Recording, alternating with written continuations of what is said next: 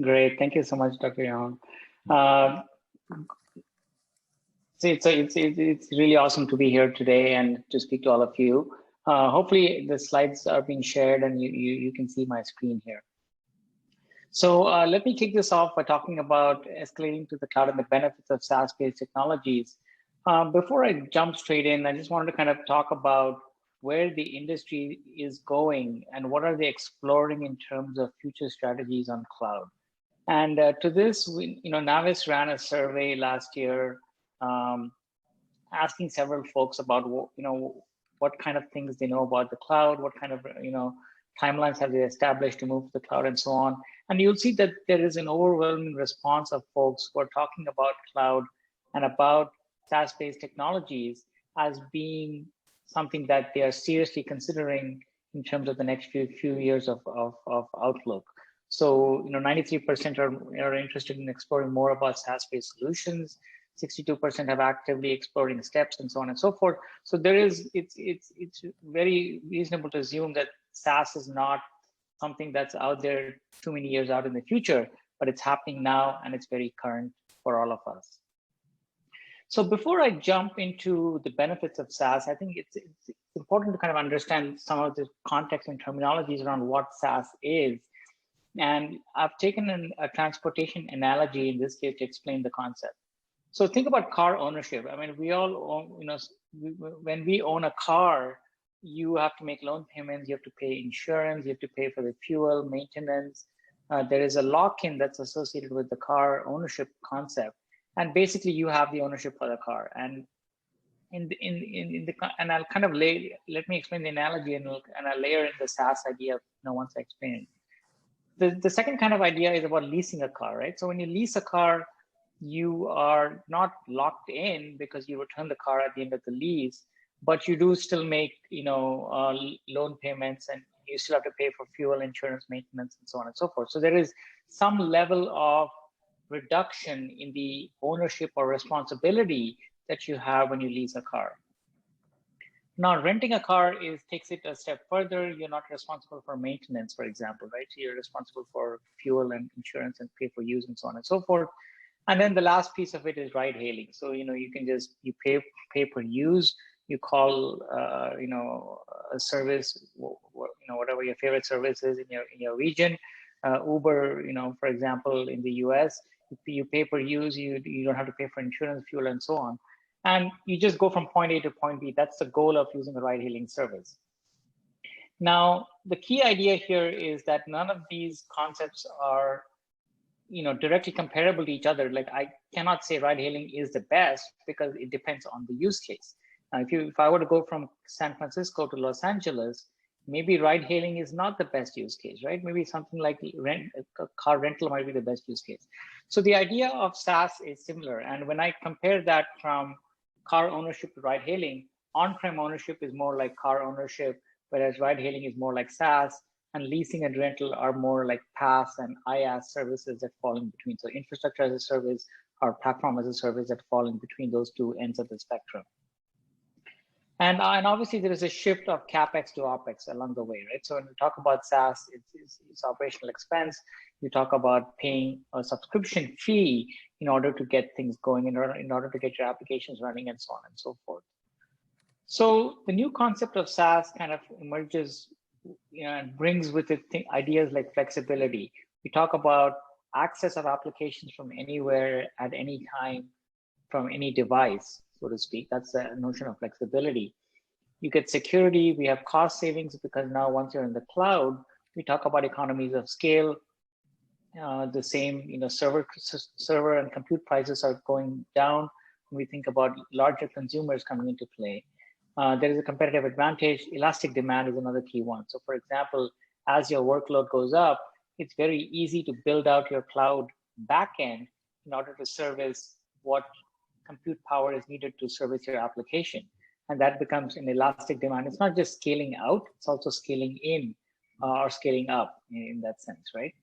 And of course, global management becomes an important aspect. If you have a multi-tenant SaaS system, then you have centralized management for your applications and so on. So SaaS is kind of a new paradigm where software is experienced as a service, And the common examples that we probably are all familiar with are things like email clients, whether you use Gmail or Hotmail or Yahoo Mail, so on and so forth. They're all delivered as a service to us, and similar applications are definitely becoming more popular in the maritime industry.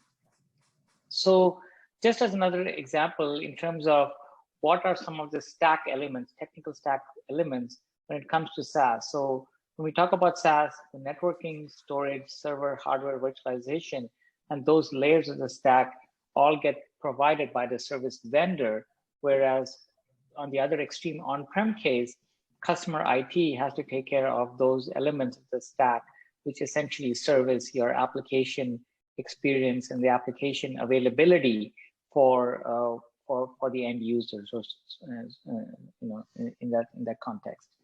So the shift to SaaS basically is not about giving up ownership; it's about shifting responsibility from what you're doing today to focusing on things that really matter for your business, right? So setting up, if you are a if I'm selling cars, for example, in my showroom, maybe the application I need to consume shouldn't be caring about networking or storage, but should be focusing more on how I can sell the car better, as opposed to worrying about what infrastructure I need to support that sale. So effectively, some of the benefits of SaaS come down to allowing customers to focus more on their business and not on things like infrastructure maintenance and networking and connectivity and security and things along those lines, but shifting responsibility for those aspects to providers or to vendors who support SaaS-based applications. The first idea here is about minimizing physical infrastructure spend. And this is a very critical concept, a very critical topic that comes up in every customer conversation that we have from a Navis perspective. Is the idea that everyone wants to reduce total cost of ownership, right? So provisioning hardware on-prem, kind of and then having that over a period of time, and then doing a hardware refresh adds up at the end of the day. But on the other hand, cloud-based operational expenses can greatly reduce the overall spend, thereby increasing profit margins. Right size to deployment becomes another key concept when we talk about flexibility. So often the behavior is, it's not incorrect in that sense, but the idea is the behavior is that you over provision because you feel that your needs would grow over time, and that's very natural to assume that way, right? If I'm going to think I need a bigger house in 5 years, I end up buying a bigger house because in 5 years I don't want to change again, right? So that's kind of the concept in terms of the inflexibility that comes with on-prem deployments. But in the cloud, it becomes very easy to change things. If you provision a server today that is low cost and right-sized for your deployment, that server could change very easily in a matter of minutes, not days, in the cloud, to be a more powerful server down the road, right? You could get more cores, more memory, more CPU, and so on and so forth.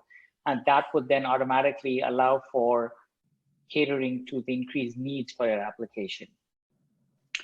When it comes to reliability, it's very important to have cloud-based technologies as being, relying on a future-ready tech stack.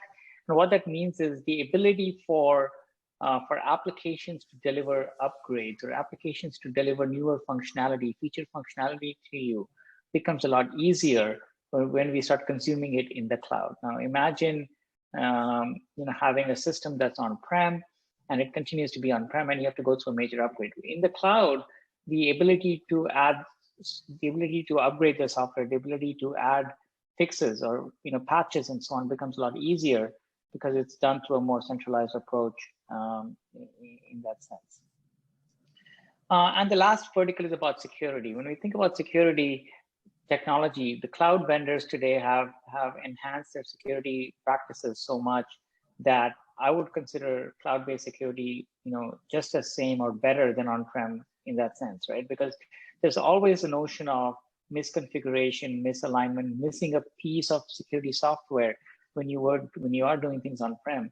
When you start consuming them as a service, then the cloud provides a great deal of some of these security angles. So whether it be access control lists or security groups or RBAC, role-based access control, things like that. So it becomes a very technical specific security paradigms that come into play once we start consuming these in the cloud.